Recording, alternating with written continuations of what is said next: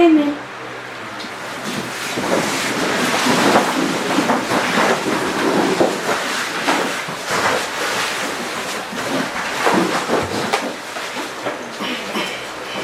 Good afternoon. We left quite a few threads hanging yesterday, and it started to take us quite off course to where I actually want to go. So I want to tidy up some of those points briefly, and then come back to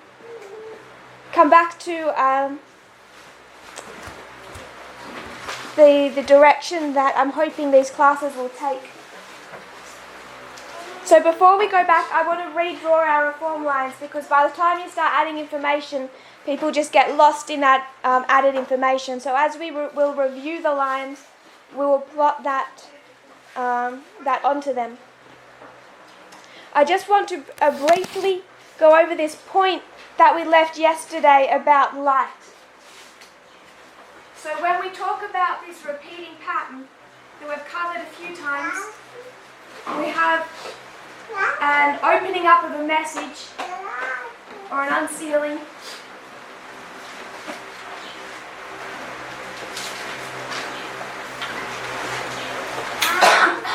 Going to increase. We mark an increase of knowledge. Formalize. And then we come to a point of test. And we brought up this model, we placed that onto our reform lines 2 days ago, and we asked the question, when this message comes, where's the focus? Is the focus forwards, backwards, or both? So I just want us to go to some witnesses. First of all, I want to go back to the time of Christ. We won't look up the history or the quotes for John the Baptist, but what do you think John the Baptist's point was, his message? My sister, what's the point of John the Baptist's message? Repent? Why repent? What time is fulfilled?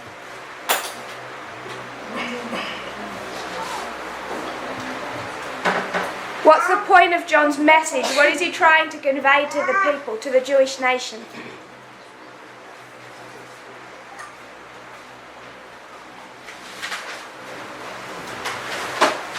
My sister in the front. What was your name, sorry? Blessing. Blessing? What's the point of John's message that he's trying to convey?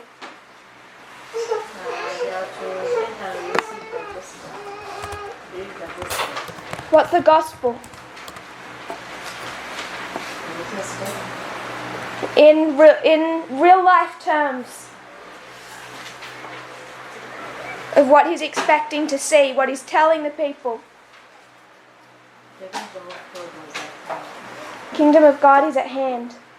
Sister Snyder, can you explain to me what the kingdom of God is at hand means? In the terms that he's trying to convey to the people.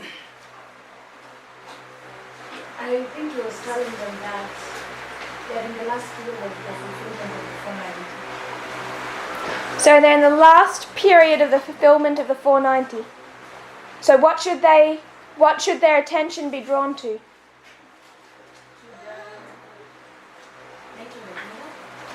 The nature of the kingdom. So they know they have the time prophecies. They take them, those time prophecies, take them to the culmination of the 490 years. When do the 490 years end? 34 AD. And what becomes significant about that last period of time? Christ is confirming the covenant. For how long? For 1 week. Prophetically, 7 years. When does that begin? 27 AD. So, we are back. The 490 years ends in 34 AD. We can go backwards and see 27 AD and 31 AD, yes? So, John the Baptist is here. And what's the point of his message?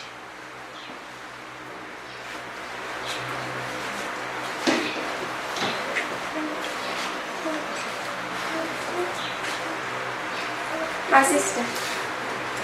What's John warning the Jewish nation about?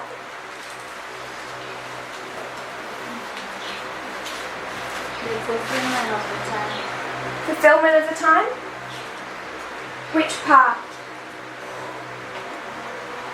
37. So where is he directing them to? Where's the focus of his message? In front of him? Behind him? Or right where he is? Forward. So John the Baptist is warning them of what? The 490 years is coming to an end. There's this final week, the Messiah is coming, and with his misconceptions, the Messiah is going to be raised up in the future that is going to deliver Israel from the Romans. That's his message. When he's standing here prior to 27 AD, has Israel yet been delivered from the Romans? So is his focus behind him or forward? Forward. Come to the message of Christ. From Great Controversy 346.1. So we know John is focusing forward. What about Christ? Great Controversy 346.1. Christ had come at the exact time and in the manner foretold by prophecy. Paragraph 2. The disciples still clung with undying affection to their beloved Master, and yet their minds were shrouded in uncertainty and doubt. In their anguish, they did not then recall the words of Christ, pointing forward to his suffering and death. What was the focus of Jesus' message? Forward.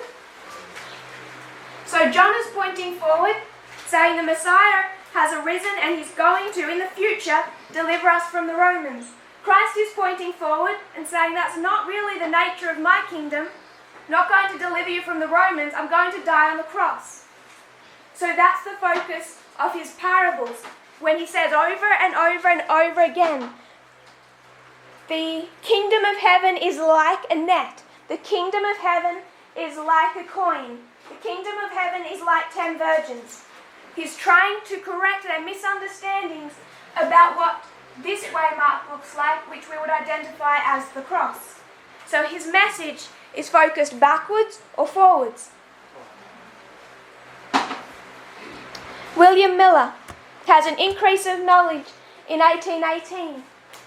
What is the one sentence that we repeatedly take to William Miller? To sum up his message in one sentence.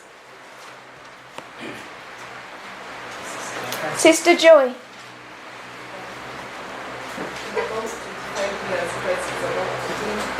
In about 25 years, Christ is going to come. Is he focusing backwards or forwards? So William Miller, he's saying, yes, 1798, but that's not the focus. The focus is that in 25 years, the second advent will occur. Focus point is forwards. 4SP 222.3. To William Miller and his co-labourers it was given to preach the message in America, and the light kindled by their labours shone out to distant lands. The testimony of the Scriptures, pointing to the coming of Christ in 1843, awakened widespread interest. So the testimony they're giving is pointing forward to the coming of Christ, just as John, Christ himself, pointed forward.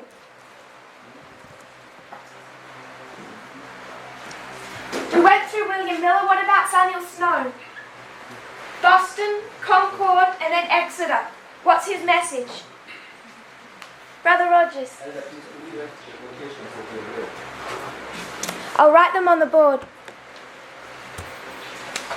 The one with Christ was GC 346. And we looked at the first two paragraphs. 4SP 222.3.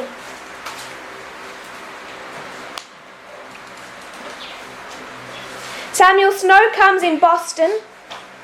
He shares again at Concord, and then he goes to Exeter.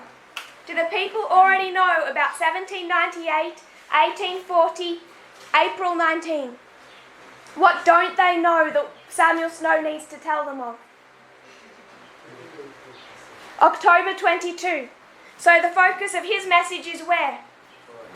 And what phrase do we take to what he's saying? Behold, the bridegroom cometh. Bridegroom came, bridegroom is there now, or bridegroom is coming? Is coming. So where is Samuel Snow pointing? Forward, October 22. Then we could go to our own reform line, Elder Jeff. Time of the End magazine. It's all about the time of the end. What's the significance about identifying that they are in the history of the time of the end and have been through Daniel 11:40 part B? What's the significance of that? What's directly in front of you that you can now see? The Sunday law. It's projecting forwards. Just like John the Baptist knew that the time had been fulfilled. You've come into the history, and the significance of being where he is standing is that you can know imminently that the Jewish nation, the Messiah, has been raised up and the Jewish nation is about to be delivered. Elder Jeff identifies in that history, in that plowing history, that we are the final generation and the Sunday law is imminent. Come to Elder Parminder, 2012. 2012, we already know about 1989, 9/11. What's new? 2014, what's the key focus of the message of 2012? The Sunday law is imminent, yes? It's the focus point is that the Sunday law is going to be in 18 months, 2 years' time. 2018. Where is the focus of that message?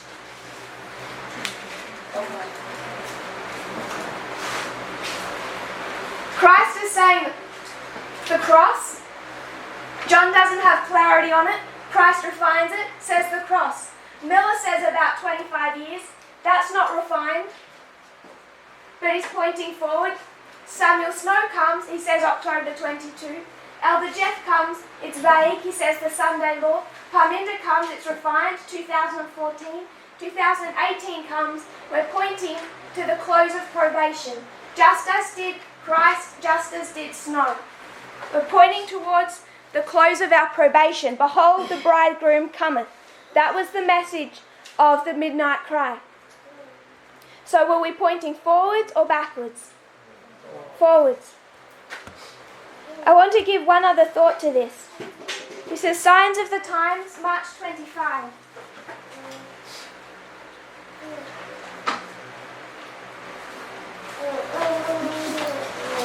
Signs of the Times, March 25, 1880.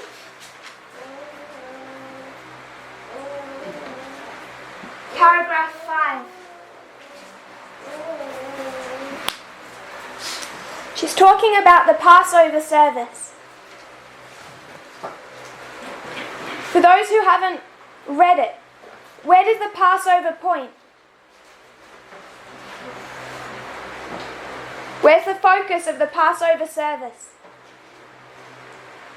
Brother Rogers. Points forward to the cross. So, I'm back here, it's just prior to the birth of Christ. I keep the Passover, and that's pointing me forwards to the antitypical lamb, Christ, and his sacrifice, yes? Does it also reflect light backwards? to what? The Passover, it's directing me, the focus is forwards, but it's reflecting like backwards, isn't it? It's pointing back to the deliverance in Egypt. That's what she says in this quote. The Passover pointed backward to the deliverance of the children of Israel and was also typical, pointing forward to Christ, the Lamb of God, slain for the redemption of fallen man. Is there any point to that service, though, if its focus is backwards? It's no point. It's meaningless. It means nothing. It only comes into its significance because its primary focus is pointing towards the sacrifice of Christ. So there is a reflection. Every time we understand light, whether it's John or Christ or Miller or Snow or Elder Jeff or 2012 or 2018, whenever we understand light, it reflects backwards because it has to lock us into where we are in prophetic history. It's going to give clarity onto the path we've already tread, but the focus of the light is always forward. Here on 7 witnesses of a reform land. So, doesn't that make sense though? If we were walking at night and it's pitch black, and you're walking with me and I have a torch, and it's a dangerous road and there's potholes and crevices and cliff faces, does it make any point if I shine the light backwards? Isn't the road that we're travelling on dangerous? So doesn't it make sense that you would shine the light in front of you? Because you don't really need to know with that great clarity where you've been. Some will disseminate backwards, but when you need it, if you're walking on this path, and you're here, and you're heading in this direction, the time you needed light here was when you were back here.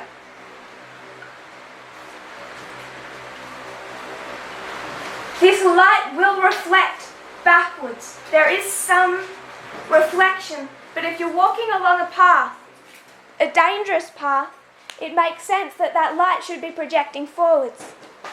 Otherwise, what will happen to you? You'll fall off the path into the wicked world below. So that's the first point I just wanted us to tidy up before we moved back to our subjects.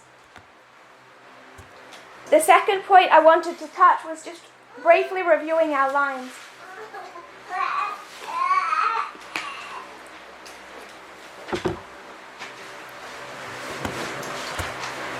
We built up our 4 primary lines.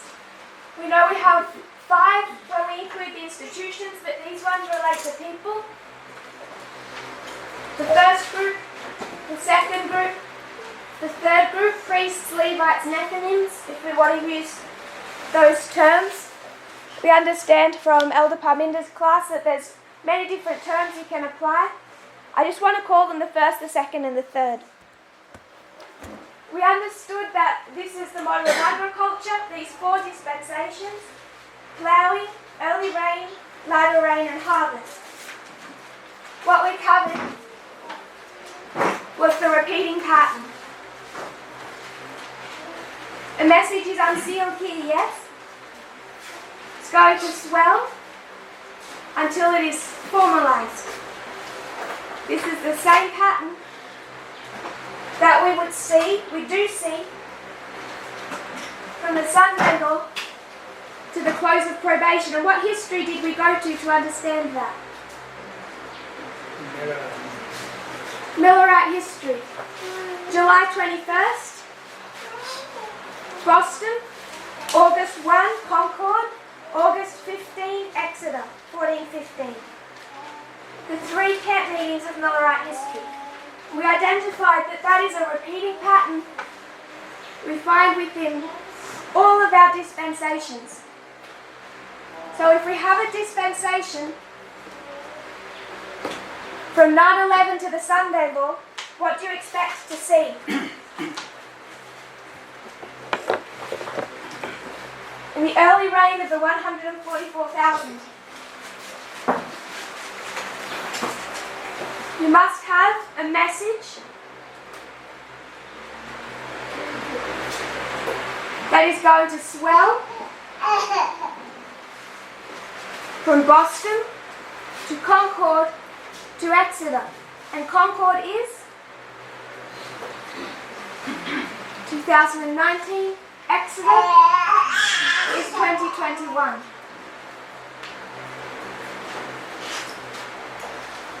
What light opened up in 2019, this increase of knowledge? What was it about? The Sunday law. So witness number 8. The message opening up in this history, is it projecting forwards or backwards? Forward. Is the 9/11 a Sunday law? Absolutely.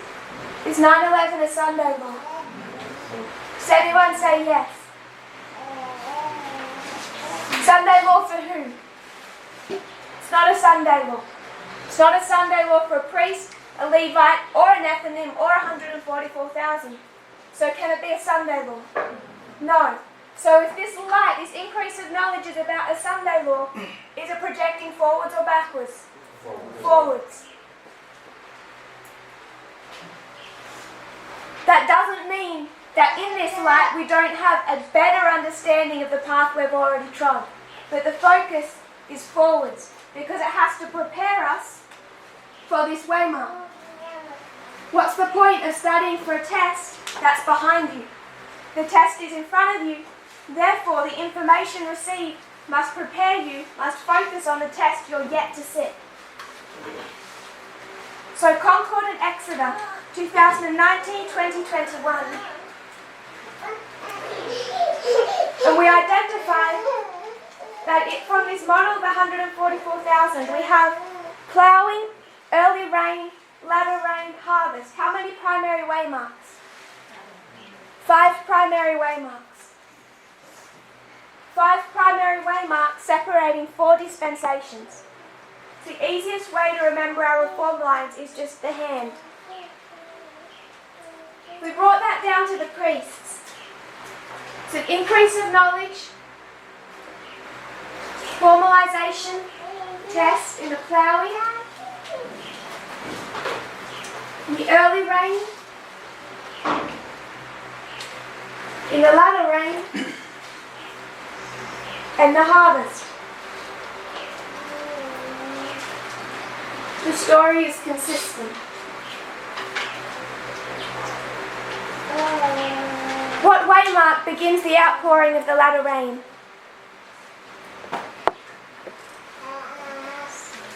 My sister. Sunday law. So Sunday law begins the outpouring of the latter rain. So where is Sunday law on the line of the priests? 2014. So 2014 becomes the Sunday law.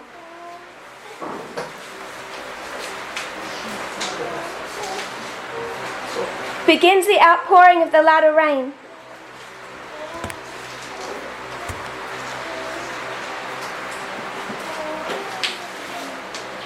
Signs of the Times, November 27, 1879. Put that down here. Signs of the Times, November 27, 1879, paragraph 10. And I'm just going to paraphrase to pick up a couple of points. I'm going to actually start. I'm going to just paraphrase from 2 quotes. I don't really want to turn to them.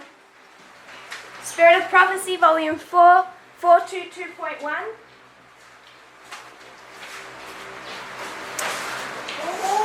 Says, of Babylon, at this time is declared her sins have reached unto heaven, and God hath remembered her iniquities. At what waymark do the sins of Babylon reach unto heaven? What waymark is the cup full?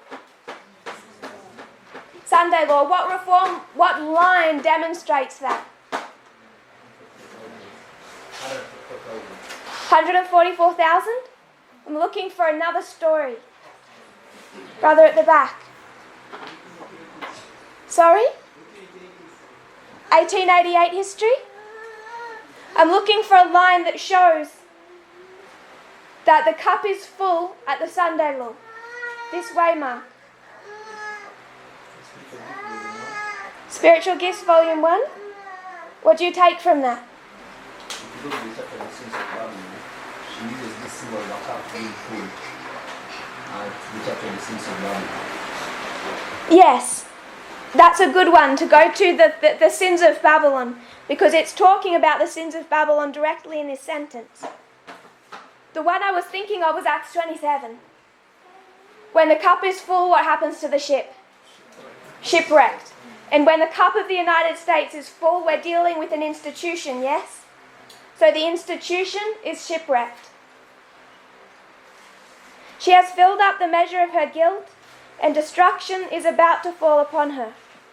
But God still has a people in Babylon, and before the visitation of his judgments, these faithful ones must be called out, that they partake not of her sins and receive not of her plagues. So she's lining a few things up. We know this is the waymark of the Sunday law. The cup is full. The institution is here shipwrecked, destroyed. And here begins a cry, yes? Which says, "Come out. Come out of Babylon, my people." Hence the movement symbolized by the angel coming down from heaven, lightening the earth with his glory, and crying mightily with a strong voice, announcing the sins of Babylon. In connection with his message, the call is heard, "Come out of her, my people." As these warnings join the third angel's message, it swells to a loud cry. So what begins here? The swelling must begin here. It's going to swell to what? The loud cry. Before the close of probation. So this is the model that we're given. And all that we've done is taken this model and plugged it into our fractals. So you could say this is 14 to 19. Did you notice this morning how many of us have come out in the history of 14 to 19? Is anyone here in the movement before 2014? Raise your hand. I see 1, 2. So, can you see what this cry did to the priests? So whatever fractal level you put that in, it still has significance. We can see 14 to 19 for us, for the Levites, 2021 to the Sunday law, and then the world. But that's the cry to come out, and it begins with the Sunday law, where we would also place the beginning of the falling of the latter rain. We go to Millerite history, and what is this waymark? July 21st. And then what's going to happen? Swell to Exeter to prepare people for October 22. So we take this from Millerite history. We understand that the Sunday law is one of these key waymarks, yes? Boston, Concord, Exeter. So the Sunday law becomes one of our key 5 waymarks. And what do they call July 21st in Millerite history? What symbol do they appropriate for it? Midnight?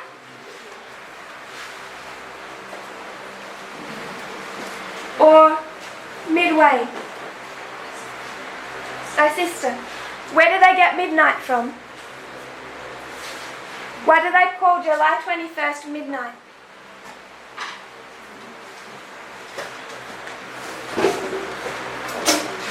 This is the history of the Millerites.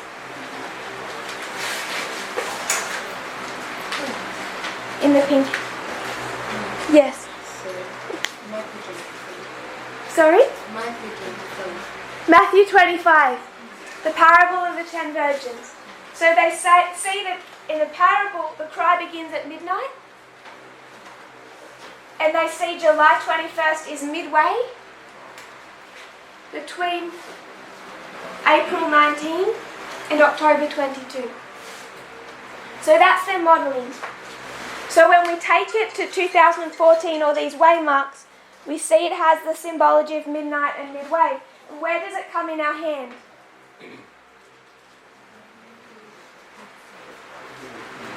Where would you place Sunday law?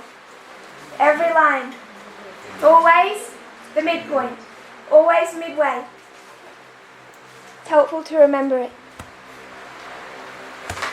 So 9/11 cannot be a Sunday law. What if I was to place a Sunday law here? What would be my problem? Beyond any other structural issues, what would be my problem with putting a Sunday law here?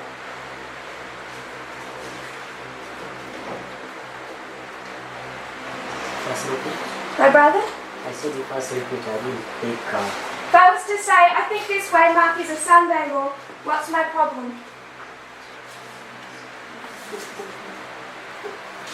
I want one key structural issue with this.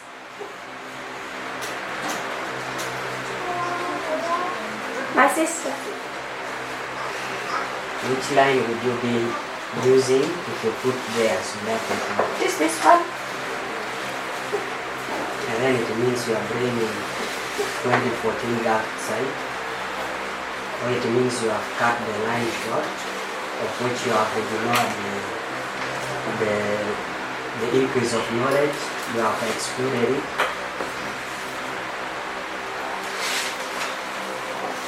If I was to put the Sunday law at an increase of knowledge, what's the key structural issue? What kind of waymark is a Sunday law? Midway. Midway? Beyond that, going back to Millerite history? And the cast. Sorry? My brother? It is unsealing. It's where a message is unsealing. It's unsealing. What do we call that waymark? Boston. It's a Boston. The Sunday law is a Boston. If we place a Boston here, because we know on every witness that at the Sunday law swelling begins, so if we make it here, what must happen? We have to have a repeating pattern within a repeating pattern. Can you see that? And then, if we have a repeating pattern here, what do we then have to do?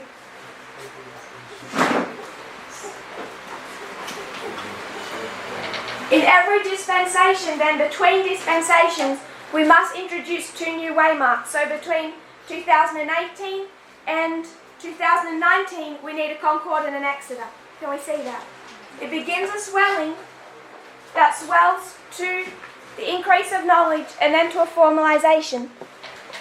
So a Sunday law must always be one of our primary waymarks, yes? Beyond it being the midpoint of our reform line. It must be a Boston because it's at the Sunday law that the message is unsealed and is going to swell.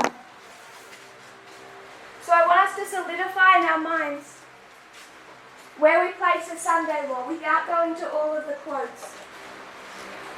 The message begins to swell there.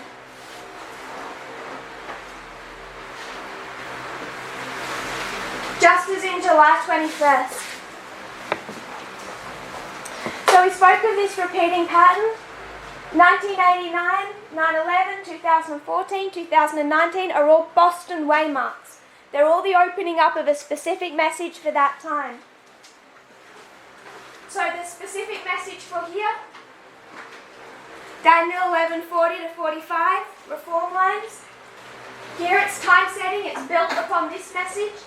Here equality, but in each dispensation it's built upon the old. I think that's something important that we need to remember, particularly when we start talking about progression. Each message is built upon the old. So whatever came in the history of the Midnight Cry is built upon the message of the 2520, and both are built upon the message that came in the history of 1989 to 9/11, the Time of the End magazine.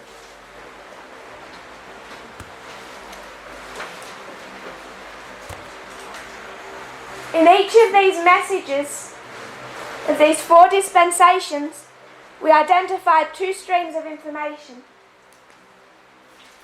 So in this history, there's a true and a false, yes? the true, the new light, Elder Jeff begins to teach regarding Daniel 11 and reform lines.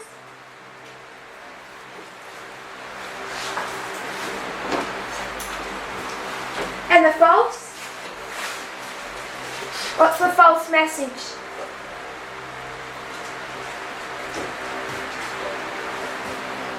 If this is a test in this dispensation, how many choices do you have? 2. So if you don't like Elder Jeff's model, what is the other one you're going to choose? It's the Laodicean Adventist model, yes? Laodicean model. And what does Laodicean mean? What does it mean to be Laodicean? My sister. What does it mean to be Laodicean?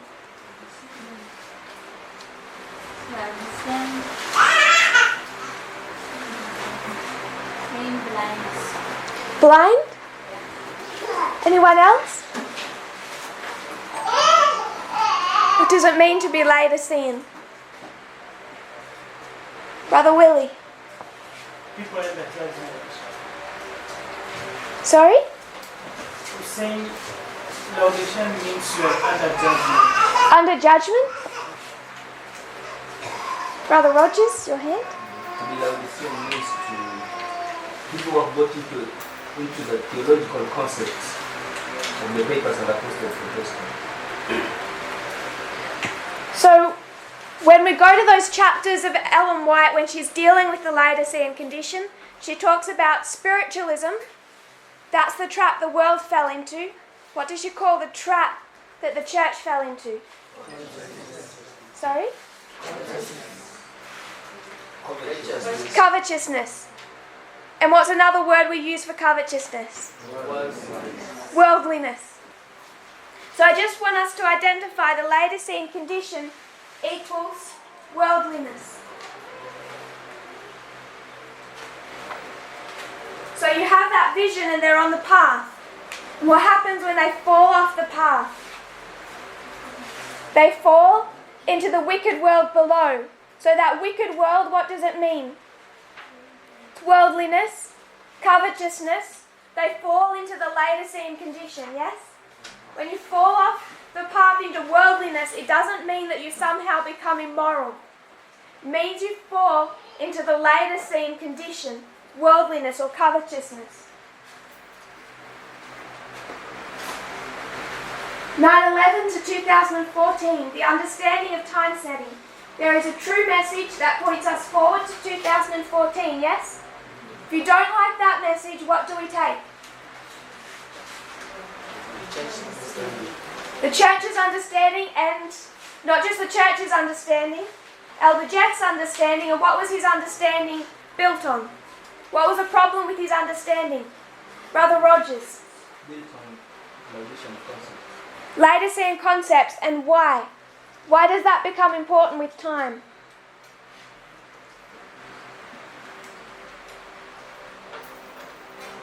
I think Elder Parminder covered this subject in Arkansas, I think fall of 2018, but I could be wrong. What messages did the papacy introduce to Adventism? What's our traps? No time. So what is Elder Jeff choosing when he rejects time setting? No time, and that is papal doctrine. And you said before, Brother Rogers, that those papal doctrines were the Laodicean condition. So he's going back to the Laodicean condition. So you're falling off the path into. So this false message is again worldliness or the Laodicean condition. Come to 2018. Two messages. You have a true message and a false message. Now it's interesting that those opposed to this message attack two streams of information, and yet they would be perfectly happy saying that there's two streams here and that we are wrong, we were wrong, and they were right. So they believed two streams of information in 2018, 2019. If they didn't believe that, they would believe that there was truth in our message, that somehow we're all equals, them and us, we're just all equals, but they don't believe that. They believe that this message, Parmindra and I are satanic, and they are good. So they believe two streams of information here, whether or not they would like to call it two streams or not.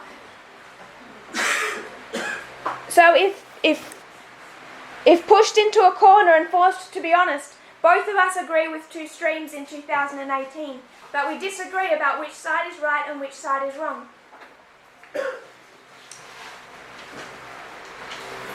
And I just want us to remind us that these two streams of information, as we place it here, it developed very early on. We first got that from what concept? Acts 27, the waymark of Cyprus. Simon Magus and Bar Jesus. Internal and external false prophet. All the way back in the line of Acts 27, it already told us that at the midnight cry, there is a true stream and a false stream, a true prophet and a false prophet. So I just wanted to note that. So we understand two streams of information in the history of 14 to 19. And when you reject the true stream, what do you fall into?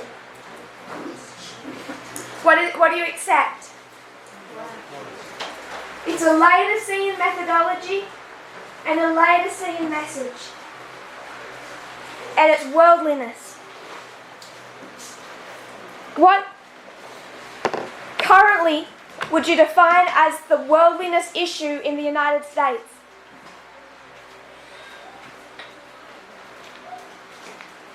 My brother. It's conservatism. Conservatism. So it's Donald Trump and the Republican Party. Yeah. That's the issue they currently have with their worldliness. So when they rejected this message, where did they fall into? They fell back into that worldly mindset where you are favourable to the system of government, the system of society that's going to lead to the Sunday law. Because that's the prophetic issue of worldliness that we have to deal with at the end of the world. We don't come to the Sunday law and place that waymark as some people enjoying themselves in ways that are inappropriate or eating too much. We understand that this worldliness issue of the American institutions at the end of our world, it's not immorality, it's this prophetic subject. So they're going to come on the wrong side of that prophetic subject.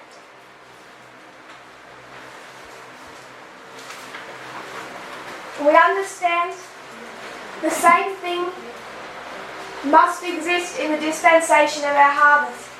There must be a true message, and if we don't like it, we will go back to our Laodicean methodology and our Laodicean message.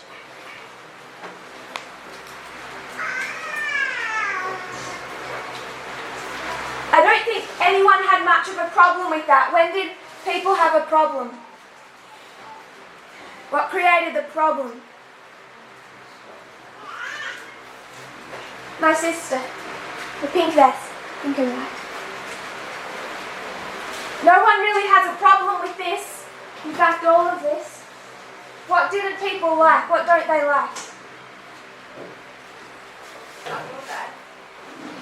The implications of that. If this is what it's like in the harvest, if the ploughing of the priests, then what must it also be for the Nethnims? It must be the same message. Same message? So you want to say that there's two waymarks here? Yeah. That they're having an increase of knowledge?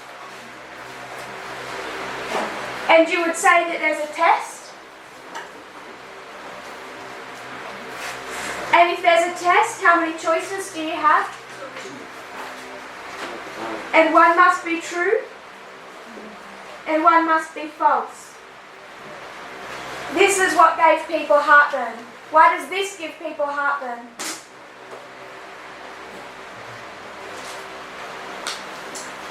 Because now what are we saying? There's externally, because we know this dispensation is over. This dispensation is over. So whoever gave this plowing message to the Nethnims, it's not this movement, and it's definitely not Adventism. So we went back into this history and we saw that there's a movement arising in 2014, an external movement that's going to cause the rise of Donald Trump as president, and is going to take us all the way to the Sunday Law.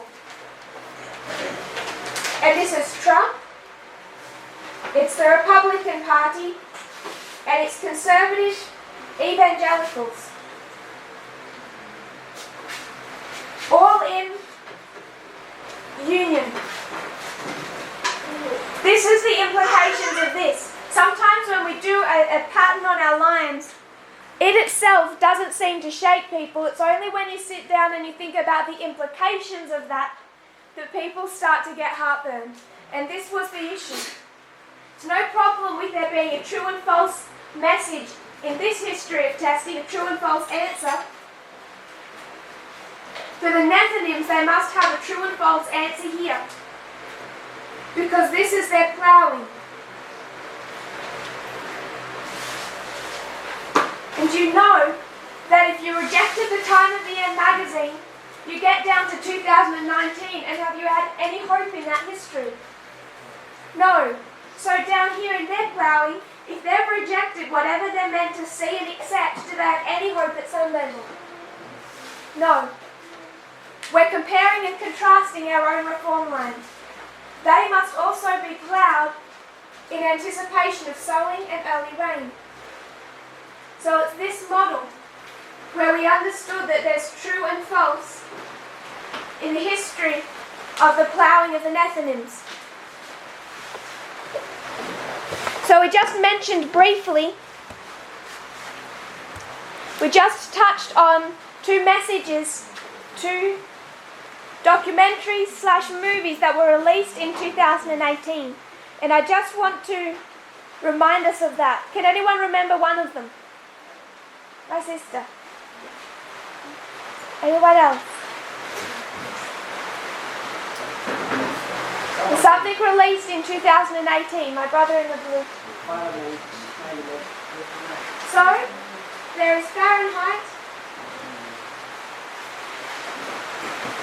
11:9. And what does he say in Fahrenheit 11:9? What's the point? Trump is the last president? Did you have another one to add? I was just following the protocol.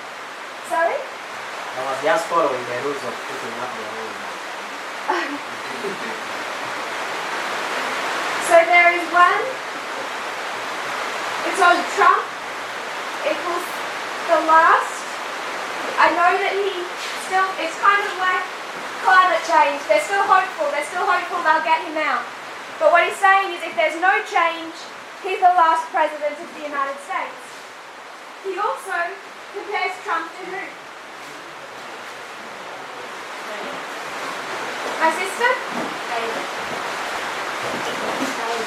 Tyler?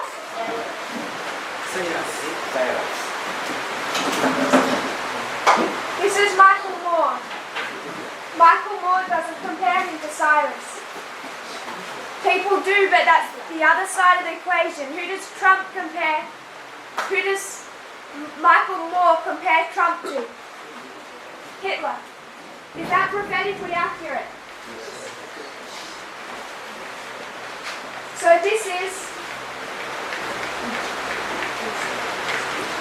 Michael Moore. That's one narrative. When was that released? We'll come back to that. What's the other one? What's the false stream? Sorry? The Trump prophecy. Do we remember speaking about the Trump prophecy?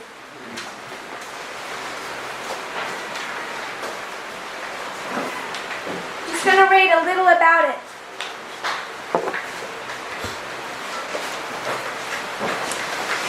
This is an article, it's written on October 3 because the Trump prophecy is released into American cinemas on what day? October 2 and October 4. When is our midnight cry? In the United States, it's October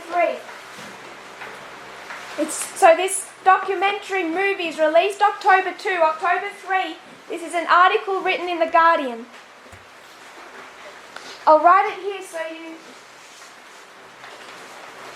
you look it up. It's from The Guardian. It's October 3, 2018. And it's titled The Chosen One.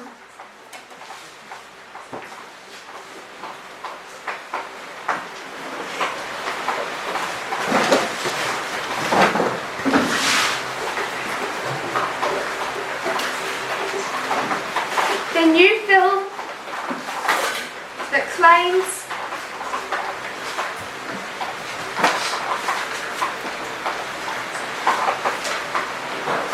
Trump's election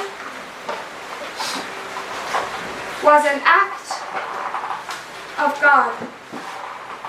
The Chosen One, the new film that claims Trump's election was an act of God. More than 1,000 US cinemas are screening The Trump Prophecy, which posits that God chose the philandering billionaire to restore America's moral values.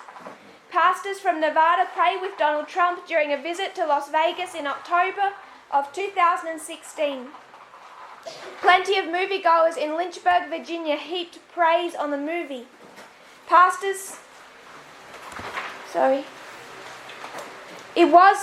Everyone agreed, a miracle. The unexpected election of Donald Trump in 2016 was an act of God. This is the theme of The Trump Prophecy, a movie telling the story of Mark Taylor, a former fireman from Orlando forced to retire after suffering from post-traumatic stress disorder, which premiered on Tuesday.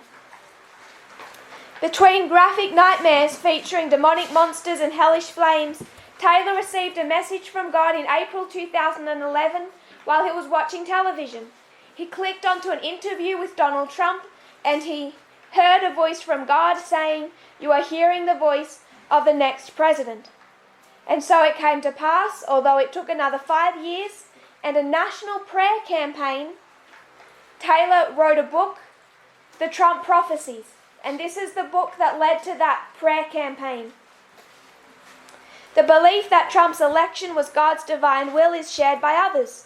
Franklin Graham, the prominent conservative evangelical, the son of Billy Graham, said last year that Trump's victory was the result of divine intervention. "I could sense going across the country that God was going to do something this year, and I believe that at this election God showed up." Taylor has made other claims which he calls prophetic words, including that Trump will serve 2 terms, he will remove the Supreme Court ruling on abortion, etc. Other claims. Also that he'll arrest thousands of people of a deep state, and etc. There's conspiracy theories mixed through his so-called prophecies. About 1,200 cinemas across the US were screening The Trump Prophecy on Tuesday and Thursday this week. Midnight Cry was on Wednesday. Quoting some people from the audience, "God is definitely using Trump to restore America and bring revival to our land. He stands for the common man and protects our freedoms." Another individual, "He was skeptical of Trump right up until election night, but what I've seen him doing since has led me to believe that maybe he's an instrument of God." Another person, "Trump is God's will, there's no other way to explain it. I prayed for him through the 2016 election. I know in my heart that God raised him up for this time in our country." So this is the mentality behind The Trump Prophecy. And it is released by who? Fahrenheit 11/9 is released by Michael Moore. The Trump Prophecy, put together and released by Jerry Falwell Jr. through Liberty University.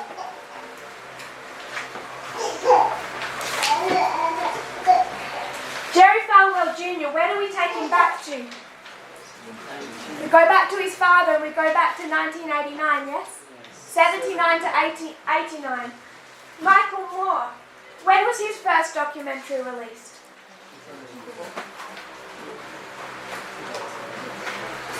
Michael Moore made his directorial debut on what year? You don't even know when you're answering because you know it on the line. 1989. We can pin both of them back in 1989. So we explain that. 1989, there's a documentary called Roger and Me. It's all about Flint, Michigan. I won't go into the details, but Fahrenheit 11/9, it's not just about Trump. Where does he go back to? Flint, Michigan.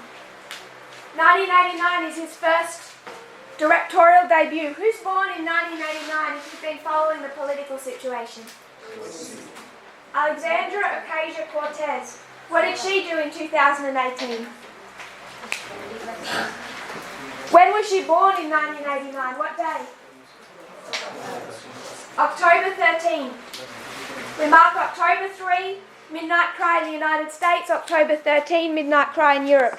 Foot on the land, foot on the sea. So who is giving the correct message for the Nethnims in the history of their ploughing?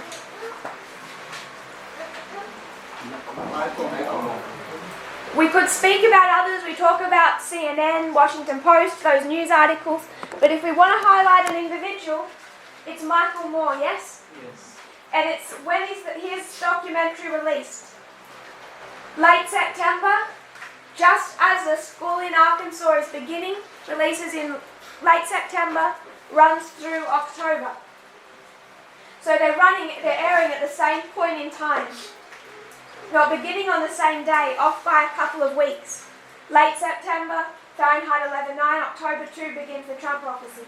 But in the final months of 2018, we have a true and a false inside this movement that people begin to wrestle with, and externally in the ploughing of the Nethnims, they have the same issue.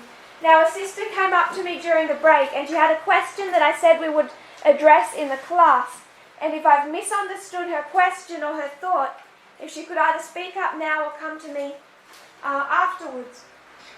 But I believe the essence of her question is our message different to theirs?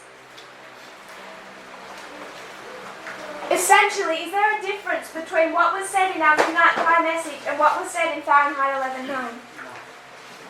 We are saying Trump is the last president, and then how do we show how bad he is? Take him back and compare him to who? Hitler. Michael Moore? Unless you do something drastic, unless you stage some type of revolution, Trump is the last president, and we know he's so bad because he's going to compare him to Hitler. They're the same messages. This history here, what has divided this movement, is our understanding of Donald Trump and how we view him in comparison to Obama and Clinton. It all leads back, equality was taught in October. Not in the lines of equality, but equality was there because we said Trump, bad. Obama, Clinton, good. People couldn't stand that. So even back in October, we have that message of it's the same thing as saying equality. Trump, bad. Obama, Clinton, good. It ties in with two streams of information because one side is bad and one side is good. That concept is what divided this movement, and it's the exact same issue that has divided America. Can we see that?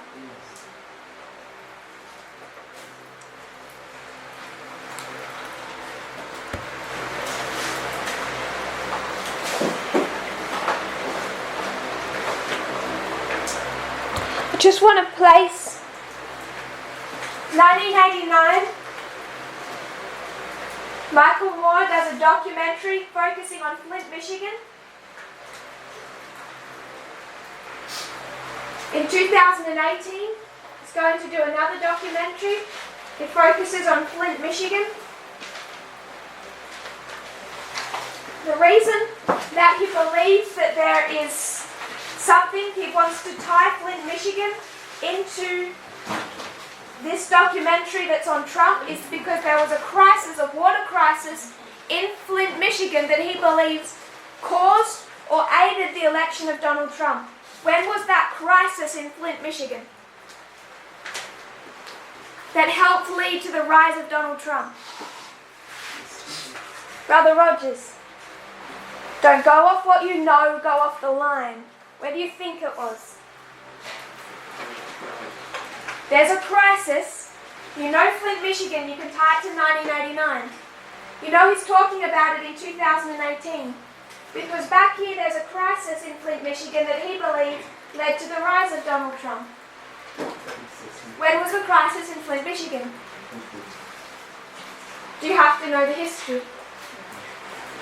Apart from the Trump administration, the documentary delves into some events that Moore believes are connected to or inspired by Trump, such as the 2014 Flint water crisis, orchestrated by an appointee of Governor of Michigan, Rick Snyder, that led to toxic levels of lead in the water and poisoned the people. So even when he's tying Flint, Michigan to Donald Trump, when is he going to go back to? 2014. So we are going back to 2014 to build up our logic for our formalization of our message. And when Michael Moore goes back to the Flint water crisis, he's doing the exact same thing. Going to back to 2014 to build the logic for his message. So we can place Michael Moore in 1989, 2014, and then he gives the formalization of the plowing message of the Nethnims.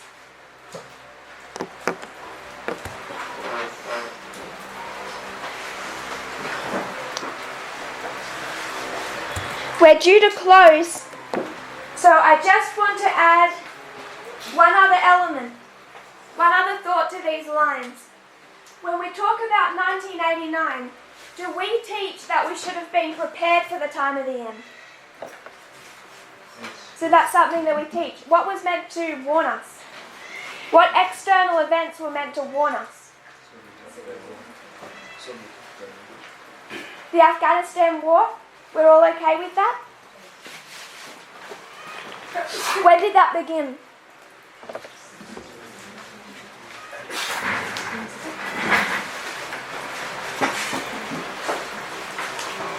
My sister. We were meant to be warned prior to the time of the end by a proxy war in Afghanistan between the Soviet Union and the United States. You know that we teach that. You're familiar with that. When did it begin?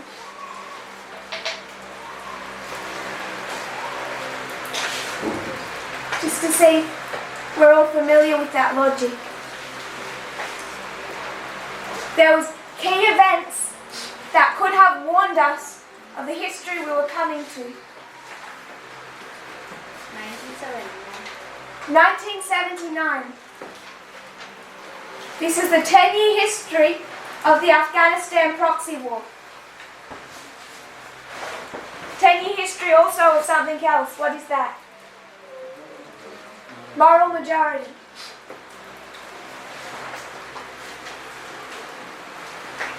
Church and state union that led to the election of Ronald Reagan. So we have 10 years of warning before the time of the end, yes?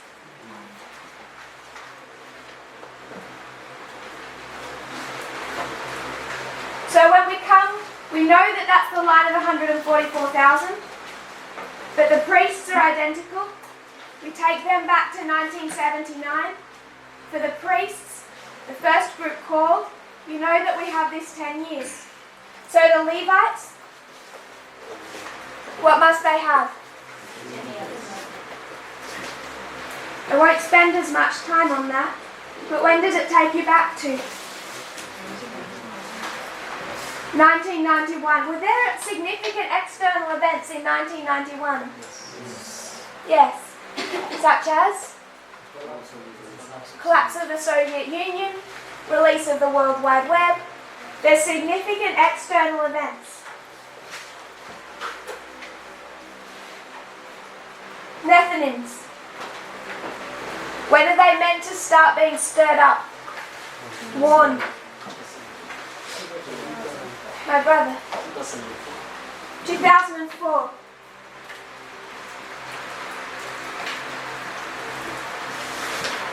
We all okay with that? Have any questions? We see the logic. We had 10 years, therefore, compare and contrast. They have 10 years. 2004, what happens? My brother?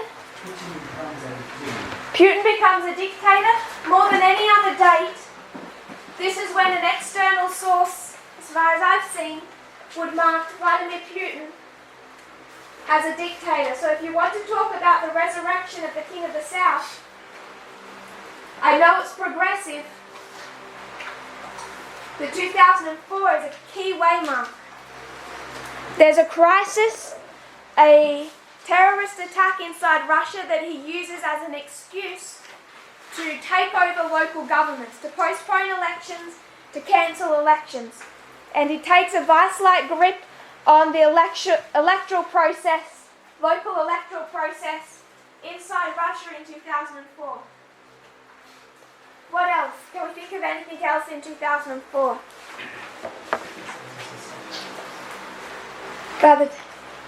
I was thinking, so I'm not sure, but I had these thoughts that after 9/11, when 9/11 takes place and you have the comeback of the evangelicals when they invite the Christian Association in 2004. Okay. They live in 2004, but I think that Okay. I don't know that so well. Like to know more. Sister Joy. Fahrenheit.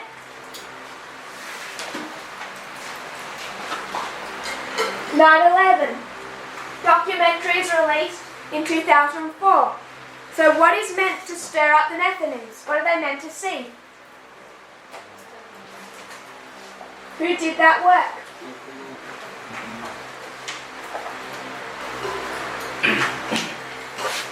Fahrenheit 9/11. Sorry? Yeah, that one.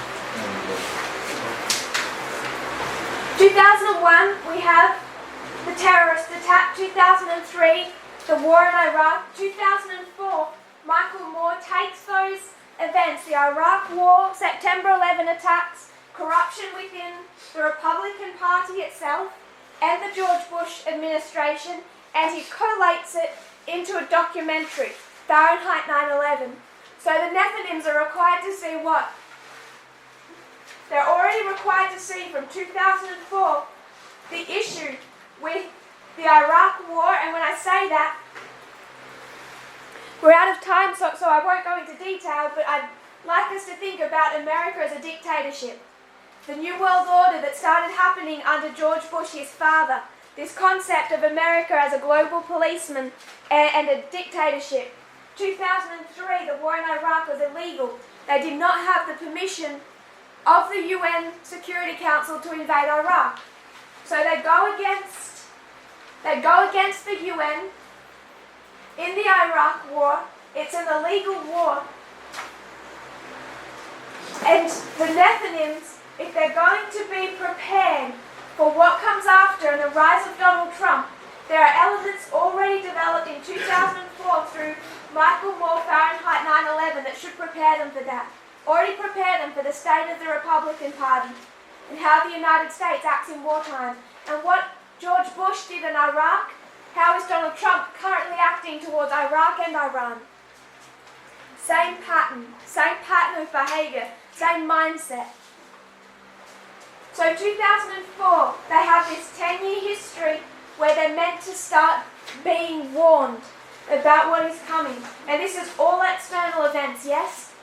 And yet when you come down to the history of 2018, they're tested on the same thing that we are tested upon. They don't have the benefit or the clarity of prophecy.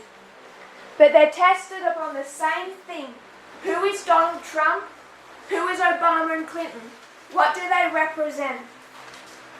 2004, it's Michael Moore. We can take him as an individual and pin him back to 1989. But for the Nethnims, we take him back to 2004. There's the Flint water crisis in his hometown. His hometown is Flint, Michigan. That's why he focuses on it so much. But there's a Flint crisis in 2014. You don't see him in 2014. You also don't see the midnight cry or the person who delivers it in 2014. But by the time you come to the formalization, you do. The same time we do, he's giving the same message.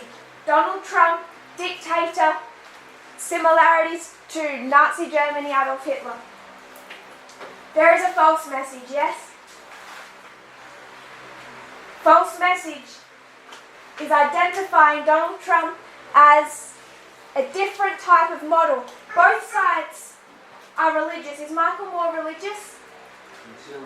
He actually is very religious. Different approach to religion. So they would approach, they both have a religious mindset, and we're going to discuss Michael Moore more later. Go back to his thoughts on all of that. Both sides claim to have a religious faith. Why do they have different opinions on Donald Trump?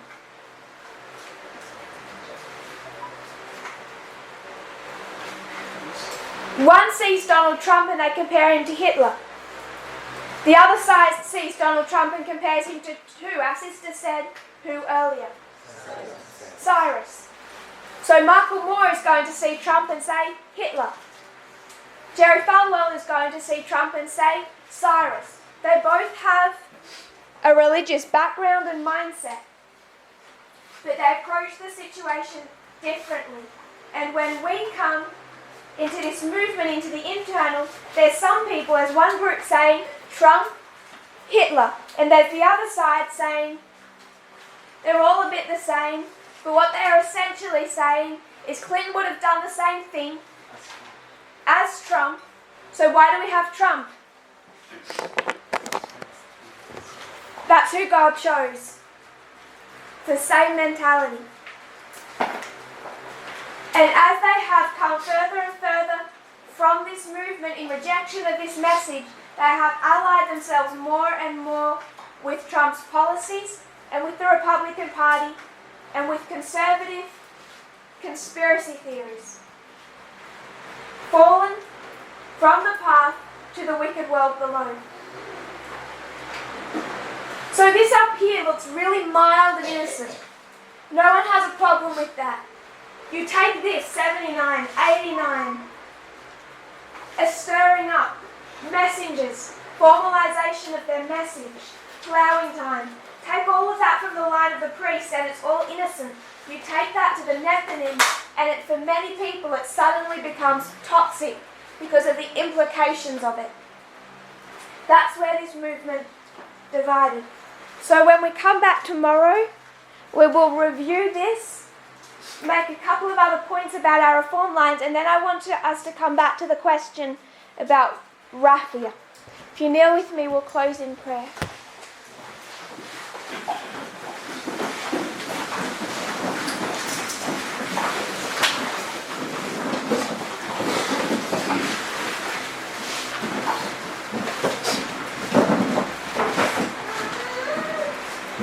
Father in heaven, thank you for our blessings. Thank you for this school and that we can study together. Lord, I know it can seem like an overwhelming amount of information sometimes, but we are grateful that when you put things to patterns, they are easier to absorb. I pray, Lord, that we'll see those patterns, that they will stick in our minds, that we might be able to recall them, Lord, and that we will see these patterns and these rules of understanding, Father, that can prevent us from making mistakes. I pray, Lord, that each one of us may be faithful and stay on that path. In Jesus' name, amen.